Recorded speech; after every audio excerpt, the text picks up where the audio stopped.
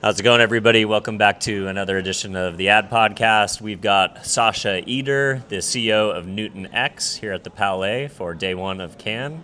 Sascha, thanks for coming on. Thanks for having me. It's a pleasure. So tell me a little bit about yourself and what is NewtonX?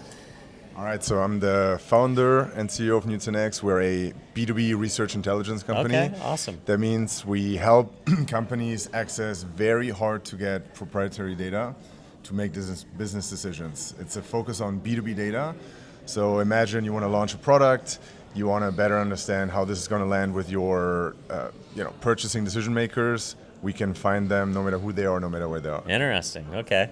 So is it more on the insight side where you're doing like pre-strategy work, kind of helping marketers design their go-to-market, define their ICP, figure out what channels they're in, what are they buying, what pricing, is it more of like a pre-campaign planning tool, or once you kind of figure out that stuff, can you also help them go out and acquire that audience? The beauty is it's really across the entire lifecycle. Interesting. The only thing that matters is, so we have what's called the NewtonX graph. That's our proprietary human data layer, basically, to target the people whose input we need. That's really the only thing that matters. After that, we can get you any insight across any part of the lifecycle. Interesting.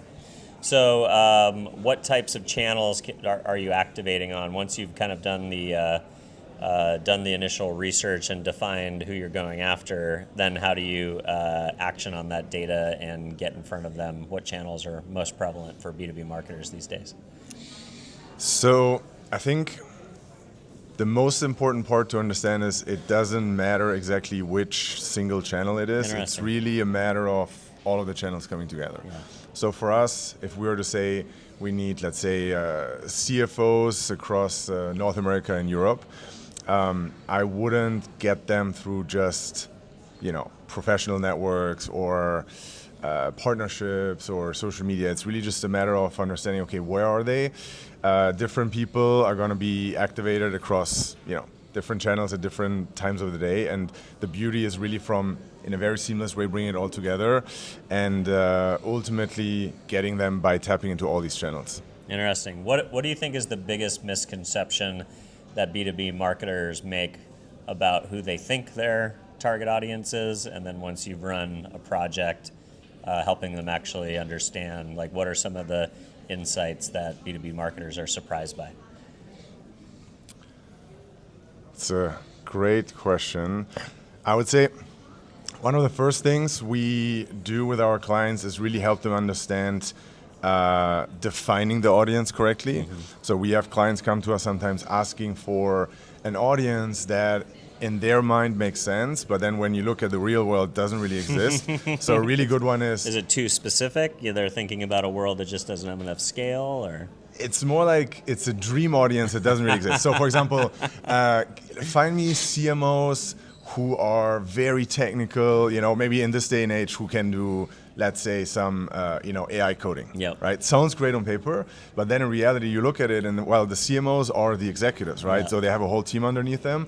So it often comes down to then say, okay, you want this specific expertise. It's a mix of audiences that we need to combine in order to truly get to the insights. So at the end of the day, you may think you want to go after CMOs, but there's a buying cohort that you need to target in order to move to either discovery or move people through the pipeline. You need to think about the whole buyer committee.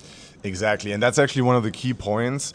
We launched a study last year together with LinkedIn and Bain around exactly this piece, which is in B2B, it's always a buying committee that makes the decision. It's never a single person. Even if you try to target the most senior person in that committee, it's really important to understand the dynamic, because any single person in that committee can derail the ultimate decision. Yeah, ultimately the budget might be with the CMO, but the CTO owns integration or implementation, and if he doesn't like it or if he's not brought along as part of the journey, then he can kill a deal. Exactly. And to your question earlier about surprising insights, we have seen cases where the procurement person who has a very tangential role in the decision process derails the entire decision because their objective is not aligned with the rest of the price committee. Or something different than technicality or capability. Exactly. Yeah, interesting. What do you think is the biggest mistake that B2B marketers make from a creative perspective? A lot of we're here at the Cannes Lions. This is there's a B2B category that LinkedIn is the sponsor for. There's a lot of really great creative work being done in B2B, but a lot of times you can do all the work on insights and establishing, who your target audience is, but if you don't speak to them in a way that's compelling, especially when you're using channels like social. LinkedIn's a social network now, really more than a B2B platform. So do the insights also help advise the creative ideation and what is the ultimate messaging that you put into the market? Absolutely. I think one of the biggest mistakes that B2B marketers make is actually not using research enough. And I'm not saying this from the perspective of a research provider trying to sell more. Sure. It's really from the perspective of, we all know B2B research is much more expensive than consumer research. That's because of the specificity of the audience you're trying to target. Those are professionals, so it often costs much more to reach them. And so there are a lot of decisions being made where there's no research conducted at all, just because you plan to do a few bigger studies throughout the year.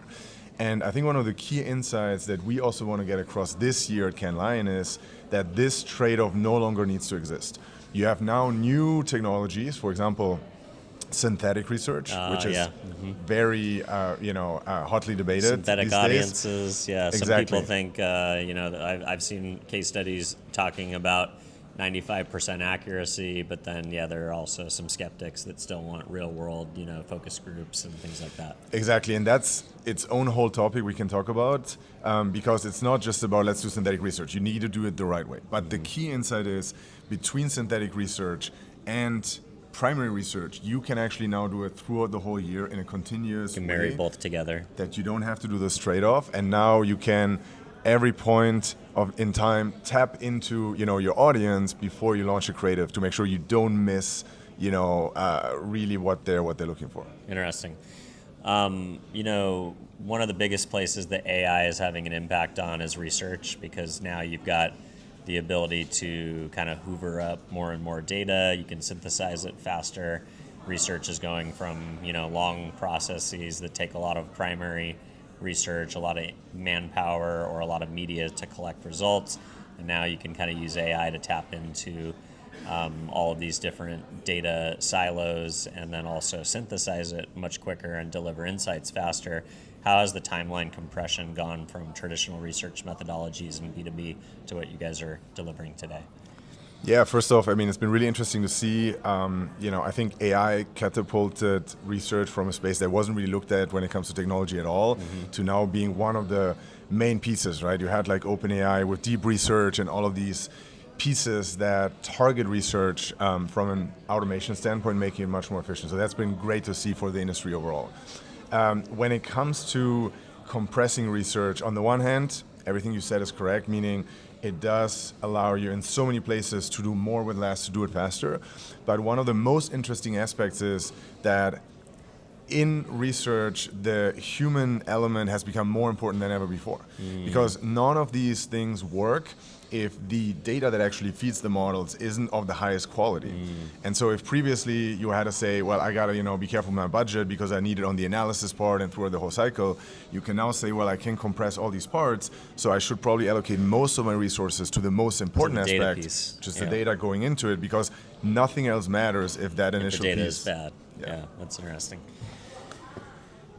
All right, so talking about B2B marketing, we're here at Cannes. There's a lot of people here trying to get the attention of marketers of all sizes, but definitely B2B sits in that category as well. So what are you guys doing this week to get in front of the right target audience yourself to do your own B2B marketing?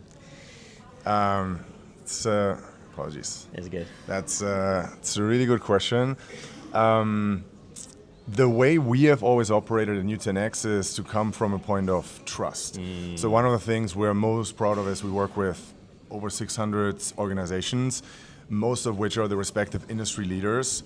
And so, for us, when we now reach out to a CMO and they look us up, for example, the brand speaks for itself, and that was Nice. one of the most important aspects. This is not something you can, solve overnight. So if I came here in Cannes and was like, what do we quickly, put together this week, wouldn't really work. But we put the work in over the last Put the 9 years. foundations through it. Exactly. That's awesome. Awesome, man. Well, it sounds super exciting. If folks at home want to follow along, learn more about the company, or connect with you directly, where do you want to send them? Look me up on LinkedIn, Sascha Eder, CEO of NewtonX, and very excited to see what you have to say. Awesome. Thanks for spending some time with us today. Thank you so much Cheers. for having me. Thanks. On YouTube. Finding the right audience to build a media plan requires hours of research. And optimizing campaigns is time-consuming and a bit of a guessing game. That's why we built technology to do it for you.